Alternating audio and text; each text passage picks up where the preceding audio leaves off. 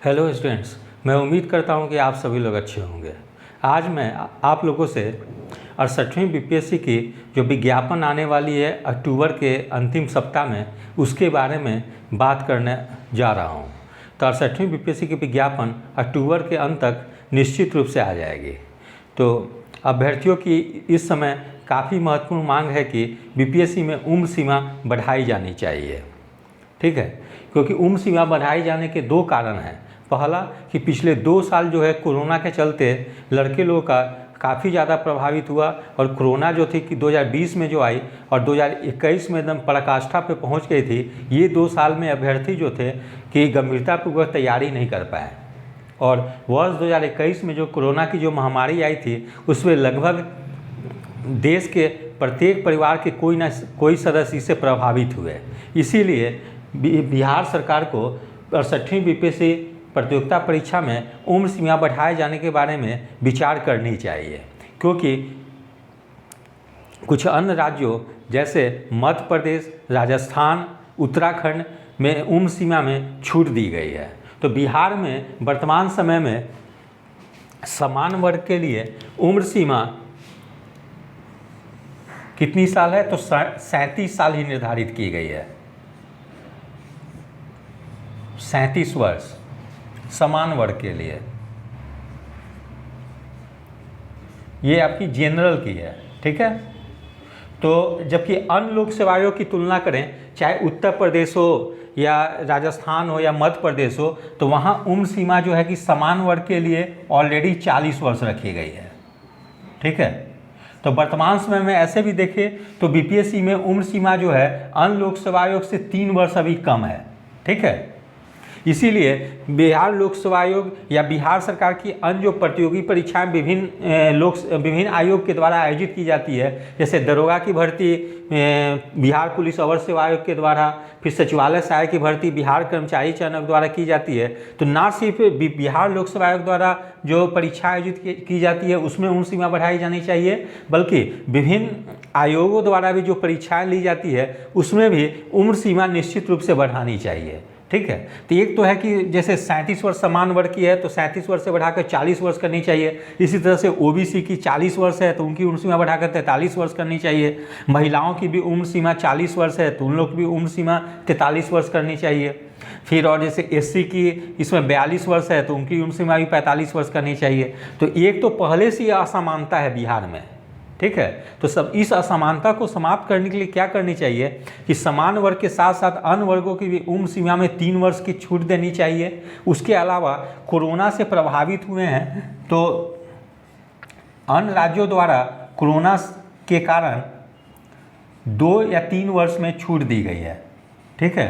तो बिहार सरकार के द्वारा भी विचार की जानी चाहिए कि कोरोना के कारण 2 वर्ष की छूट दी जानी चाहिए, ठीक है।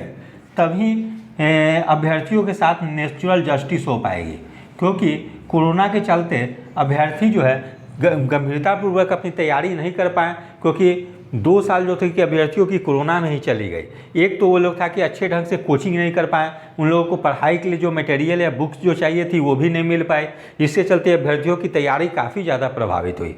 तो अभ्यर्थी कोरोना के चलते शारीरिक मानसिक रूप से काफ़ी ज़्यादा प्रभावित हुए हैं।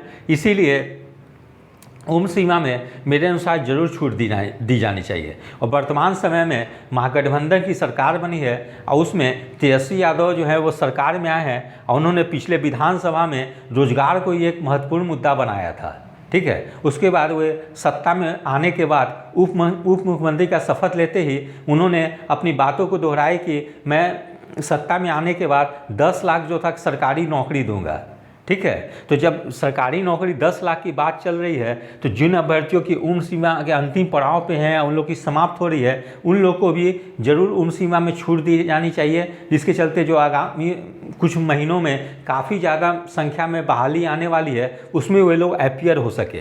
क्योंकि अभ्यर्थी जो है कि सिर्फ परीक्षा में बैठने की चांस मांग रहे हैं। अगर उम्र सीमा ही उनकी नहीं रहेगी तो वो परीक्षा में बैठेंगे कैसे?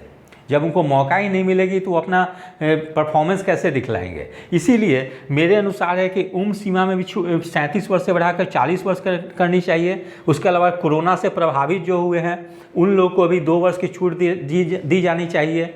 इसके अलावा पूर्व में जो कंबाइंड जो परीक्षाएं हुआ करती थी, जैसे 48 से 52 की एक साथ हुई, फिर 53 से 55 एक साथ, फिर 56 से 59 एक साथ, 60 से 62, इस प्रकार से 12 चांस की परीक्षाएं जो थे कि आयोजित की गई और 4 बार में ही अभ्यर्थियों की सभी चांस समाप्त हो गए। तो उन लोगों के बारे में कंसीडर करनी चाहिए कि उन लोगों को भी दो चांस दी जानी चाहिए। जो कंबाइंड परीक्षा से जो प्रभावित हुए हैं उन लोगों को 2 चांस दी जानी चाहिए। और कोरोना और एक तो उम्र सीमा 37 से 40 करनी चाहिए, साथ में कोरोना से जो प्रभावित हुए हैं उन लोगों को भी 2 वर्ष की छूट दी जानी चाहिए। तभी इन लोगों के साथ नेचुरल जस्टिस होगी। क्योंकि तेजस्वी यादव जी बार बार दोहराते रहते हैं कि मैं 10 लाख सरकारी नौकरी दूंगा, तो जब इन लोगों को अवसर मिलेगी तभी ये लोग भी उसमें सम्मिलित हो पाएंगे और इन लोगों को भी मौका मिलेगी तो ये लोग अपना परफॉर्मेंस बेहतर दिखला पाएंगे।